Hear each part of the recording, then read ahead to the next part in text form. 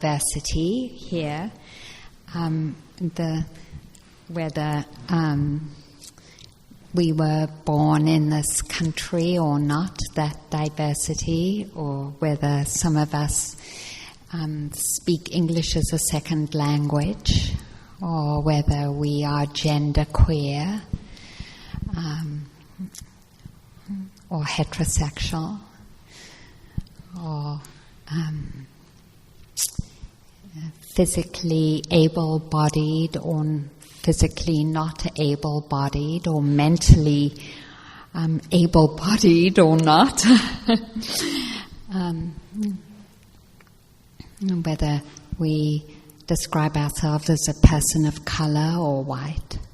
So there is such a diverse expression of life, and often I know for myself when I come into communities, there's just especially being coming into a new community, it's so easy not to feel part of the community, even sometimes when we've been coming a lot.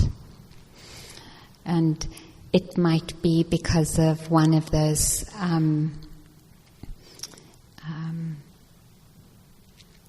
not identities, but locations that I've named, or could be another location that I haven't named. But for whatever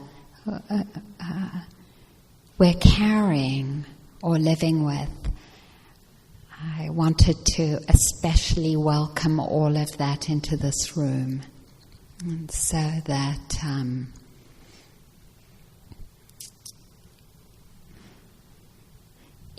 for this evening we feel welcomed.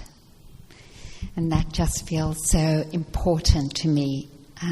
And it was so funny because I was meditating, and I just grabbed a folder and to put my notes in, and it says welcome. If you can't see it, it's when you teach at Spirit Rock, they always leave a folder that says welcome with all their information in it, even when you've been going for years and years. And so it was like, oh yeah, welcome. Welcome. Yeah, all parts of us and all parts of me welcome in our own different expressions, unique expressions. So, and so in that welcoming, I just want to say how happy I am to be here. I've been in the Bay Area for about 3 years. So I've moved here for 3 years, and it's just really great to meet you in this huge church, this huge room. So, and then I wanted to start off sharing a story that I heard driving in my car up to Mendocino last weekend on This American Life. And the story is about an African-American preacher called Carlton Pearson from Tulsa, Oklahoma. And his father and his grandfather were preachers in the evangelical tradition, and he followed in their footsteps. They were janitors and worked in the service industry, and he broke rank a little bit by going to college, but came out and started to preach. And he had something that really was, that moved people. And so he started to attract a lot of people to his preaching. And a number of years after he began his own church called the Church of Light. More and more people came, from hundreds to thousands, and he brought in more ministers. And he preached in the tradition of heaven and hell. I actually haven't experienced in evangelical preaching, though my ex-wife's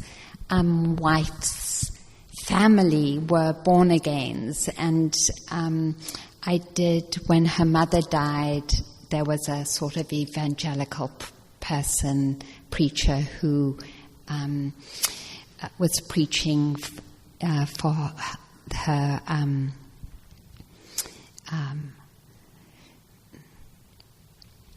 in the burial process. So that was what I've experienced. So he, anyway, preached in the tradition of heaven and hell. And one day he was watching a TV show and he saw these young African children who were suffering from malnutrition. And the thought came to him, how is it that these young children who haven't been introduced to Jesus Christ would go to hell because they haven't taken Jesus as their Savior? Why would God do that? And it came to him that actually that isn't what God is doing. A voice came to him and said, I am not creating hell. I am opening my arms to every human being, whether they take Jesus Christ as their Savior or not. This was this incredible radical opening. And so he went back to all the ministers in his church and he said, I haven't been preaching God's word. His true word is that he is open to take everyone in love. And I'm telling you this slightly strange story because people left him in droves. It went, thousands of people stopped coming to his church because he stopped preaching about heaven and hell. He lost the church went into foreclosure, he lost his home, he lost many of his friends.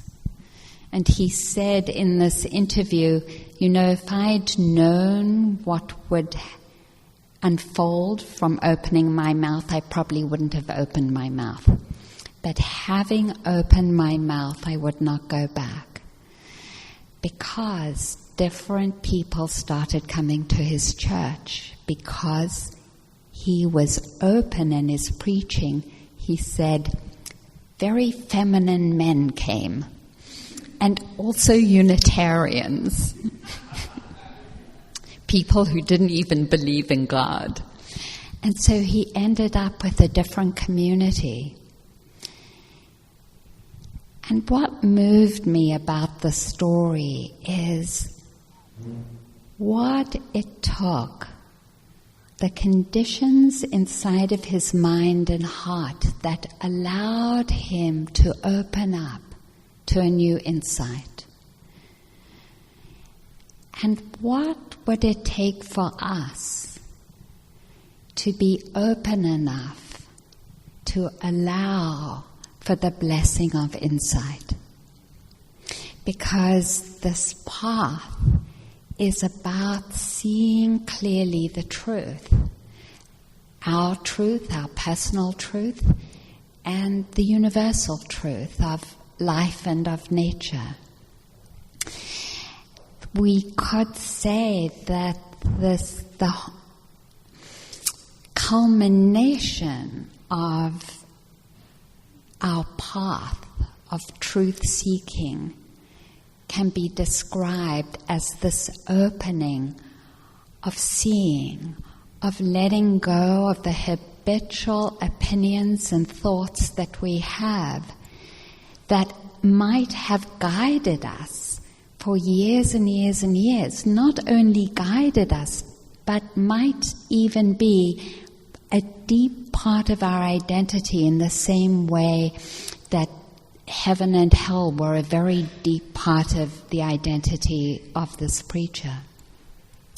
And the Buddha is so clear in delineating for us the conditions that we can actually create for insight to happen, for seeing truth as it is. And what's so beautiful and what I feel so moved about in wanting to relay the story to you is that this truth isn't built on what other people want you to say. And this truth isn't built on being like popular, because he had a TV program, and when they heard him start to preach differently, they took the TV program away. So this truth isn't about popularity, it's not about fame, it's not about income and money. And we can say that because when we connect with truth, when we connect with insight, it gives us a confidence that is unshakable. It doesn't matter anymore. Not that it doesn't mean we sometimes end up in a rough ride, but that the kinds of fluctuations in who likes us, how we're liked, whether we're popular, whether we're successful, whether we're recognized, all that stuff begins to fall away, and we're not moved. We're not moved away from that insight and connection of, this is my truth. And that's why we say that the heart of this tradition is about insight. And so then the question is, well, what are the conditions that bring insight? What is it that we can cultivate in order not to make insight happen, because we can't make it happen, but we can create the conditions for it? And the Buddha said there were 4 areas in our lives that were the primary obstacles or confusers that block insight or that don't allow insight to happen. And he called these areas the 4 great attachments. So the first is attachment to pleasure, sensual pleasure. And the second is attachment to opinions and ideology, beliefs. And the third is to norms and conventions. And the fourth is believing that we are,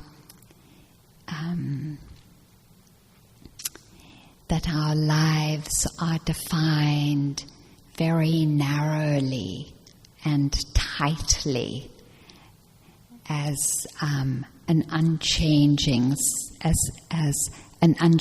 personality, or as a personality. So just to explore this a little bit and to say, the first attachment, this holding on tightly as sometimes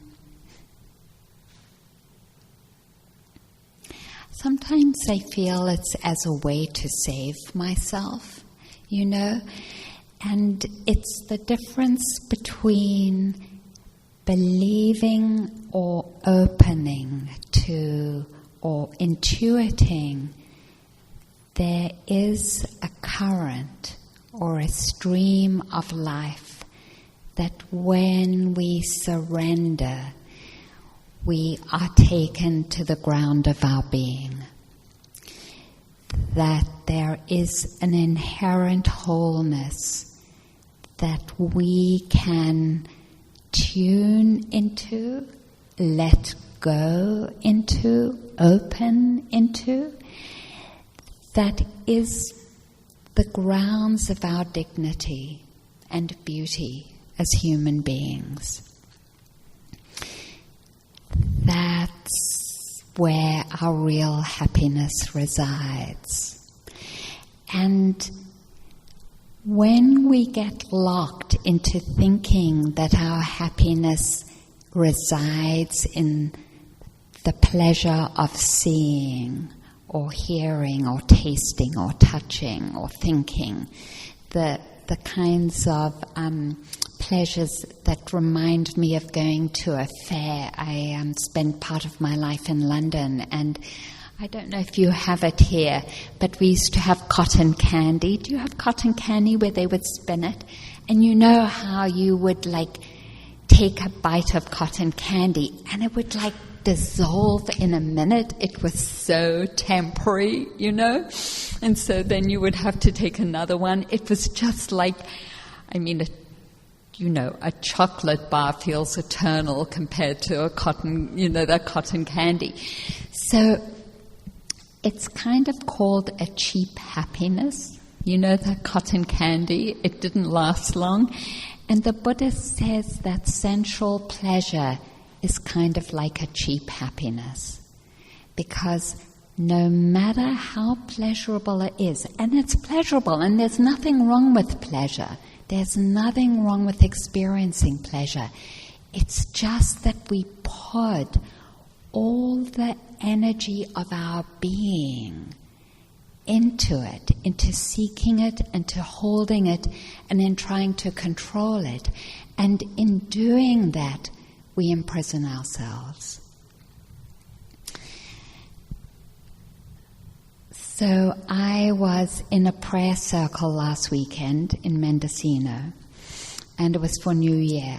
And sometimes when I'm in a prayer circle, it was in the tradition of the peyote church, but we didn't have peyote.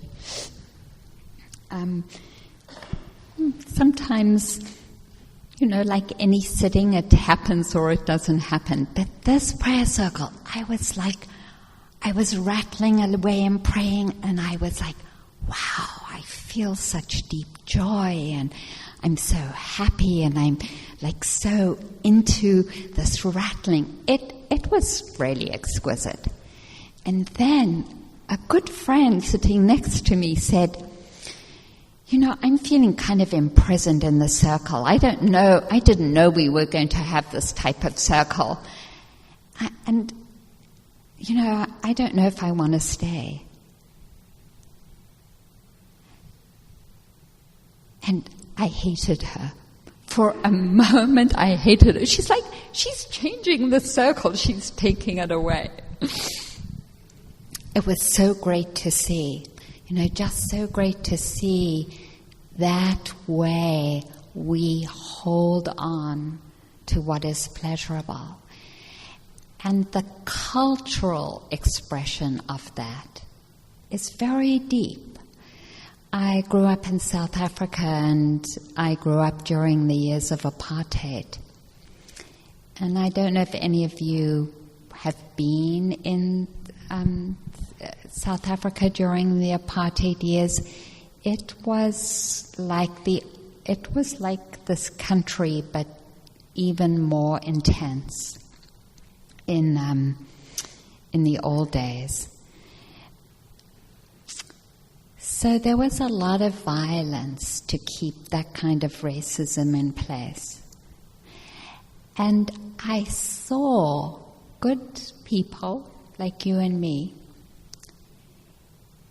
so identified with that system because of the comfort and pleasure it gave. It meant that white people had servants. It meant that white people had a lot more access to resources, and resources meant, swimming pools and nice gardens and things that most white people had because of the oppression of black Africans and Indians. That addiction to pleasure was the basis, a big basis of apartheid. So that's the social expression of it. It isn't just psychological, it's also cultural and social, that addiction to pleasure. It's big. And, in thinking about the addiction to pleasure as white people, and in this country too, because there is so much racism here that continues, just for example, or the addiction to the culture of heterosexism, or the addiction that we have around class, all those different things when we're in a privileged position, and each one of us in some way or another is in a privileged position. So much of that privilege is held in place by addiction to the sensual pleasure of it, to the control that we have around it, to the access of resources that we have around it. So just to look at the power of that and the repercussions of that addiction, both psychologically, relationally, and culturally. It's big. And that's what the Buddha was pointing to when he said, when we're addicted, we're closing the mind and heart to insight, to our true home, and where we source the natural expression of heart and mind. So I just want to quickly scan, because I'd like to actually invite you into a diet. The next one, which is opinions and thoughts.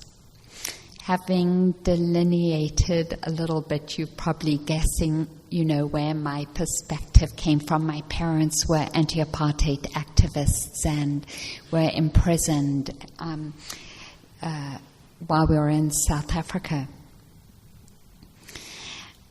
So their activism and amazing courage and their perspective was really handed down to me. I was in a conference a number of years ago and had this really lovely connection with someone, and she mentioned that she had gone to South Africa, and she said, and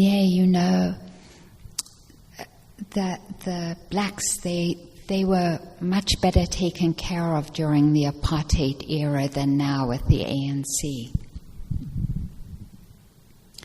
And I watched myself shut down to her because she had a different perspective that I don't agree with, that I deeply don't agree with. How do we create camps inside of ourselves and outside of ourselves according to the opinions that we have? It is deep. It's deep. And what's beautiful about this practice is that it allows us to begin to turn our attention towards the feelings that we have when we are speaking an opinion or thinking an opinion, and noticing if there's any sense of contraction or selfing around it, like, yeah, I am anti-apartheid, I see how much it's part of my identity in a way that actually makes enemies of others. How do we hold our thoughts and perspectives? And is it possible to hold them lightly so that we don't make enemies of ourselves or of others? And that kind of really branches onto conventions. and looking at the ways we hold conventions so tightly. For example, when I travel a lot and I'm sitting in a plane, someone will say, well, do you have children? Just that assumption that because I have a woman's body that I would want to have children, or that's a sort of question you ask rather than another question. You know, the different assumptions we have around gender or around class, again, the different assumptions we have around bodies and the size of bodies, the different assumptions like I know that my family was also, what can I say, my father in particularly was a bit of a snob, and so when I would bring someone home he would say, and so what work do you do? You know, as a way to define someone as good or bad or successful or not. How do we see social conventions and norms? And can we hold them lightly? So I would, that seems like enough for now.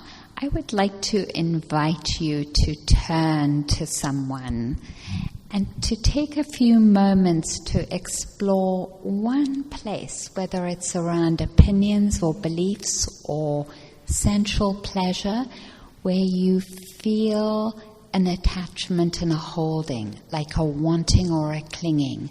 And just to take a few minutes to explore it, like 2 minutes, and then to take 2 minutes to explore a moment of releasing, when you have experienced a letting go and releasing of an attachment to an idea or an opinion, a pleasure of some kind, a convention or a norm.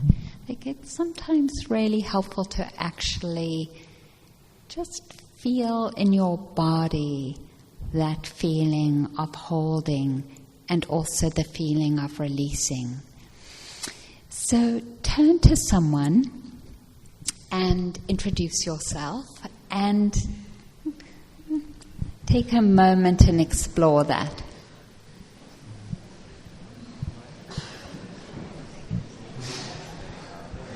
And you can do a threesome if there's no, a threesome is fine.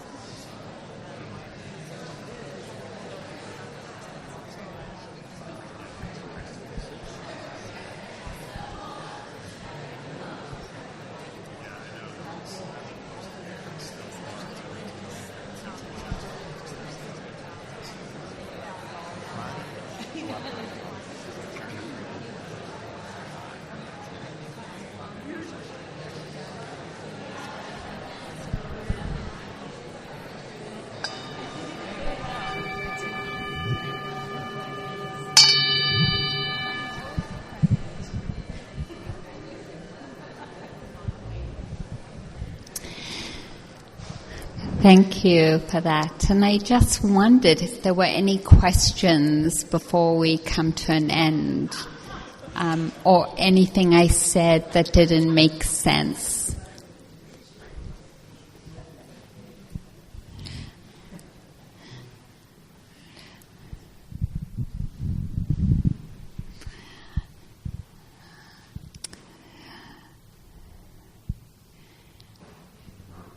Okay, no questions. So then let's take a moment and share the merit of our time together. Just taking together the reflection of the blessings of inquiring, of listening to the Dharma, the blessings of relative safety, and being in a community of respect, acknowledging these blessings and others that you would like to name, and sharing them with one being, a community of beings, or all beings. May our practice contribute to our well-being and the well-being of all beings.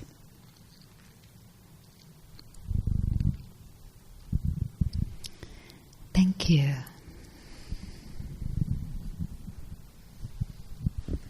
I think there are a few announcements. Thank you, Arena, for your teaching and your presence, and hope you felt welcome here, and as you welcomed us all. I have feels hard to talk about how we support ourselves, but it's a weekly Dana talk. But we at Mission Dharma are supported by the contributions of the people who come and practice. And so our being here tonight is because people have made contributions to the support of our room rental, which is $160 a month. And people have volunteered to help set up and break down, which we are always looking for more people to help us with kind of the setup of Mission Dharma. So that is also a way that you can contribute to the continuing kind of well-being of our community and allow us to keep meeting here. And the teachings each week are given freely. So anyone who takes the seat here is doing so in the tradition that the Buddha practiced for over 2,500 years ago, that the teachings are considered priceless and that our support of the teacher is a way of expressing our love of the teaching and the continuation of that tradition in our community. So we have a number of different ways that you can make a contribution for the teaching as well. The room rental and the teaching Dana baskets there's one at the back door and there's one up on the organ bench, and you can make a cash donation. A check donation can be tax deductible. If you make the check out to St. John the Evangelist Church, that will go to the room rental, and it's a tax deductible donation. We have a PayPal. We have a lot of different ways. So thank you so much for your generosity, and thank you again to Arena. And I forgot to mention that I'm leading a retreat for the queer community at Spirit Rock this coming Sunday with Susanna Ronald, and it's called Bearing Witness to Ourselves, Bearing Witness to the World. And I especially extend an invitation to those of you who are part of the queer community to come. I also forgot to mention that Arena has a book that is a wonderful primer on insight meditation, and welcome. If you go to our website, there's a link on the Tuesday night Sangha schedule that has a link to her book that you can find out more about. Thank you all, and look forward to seeing you next week.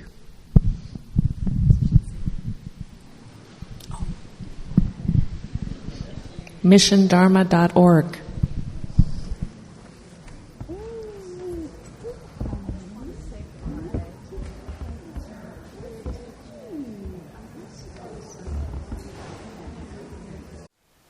Thank you for listening.